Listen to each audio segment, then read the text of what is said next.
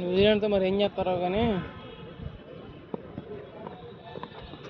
అబ్బా అన్నా sir బాలాబ్రా thank you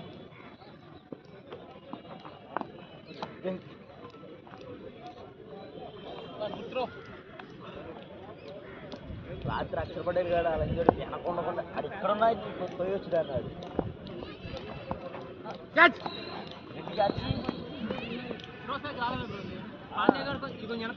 బాగానే ఇచ్చాడు కాకపోతే వీడు తీసుకోలేదు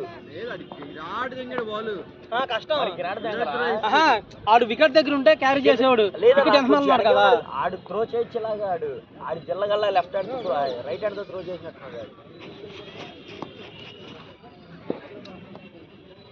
లాస్ట్ లో కూడా బాగా ఇచ్చాడు సంజు శాంసన్ గారికి ఆడు దాన్ని బాగా కలెక్ట్ చేసాడు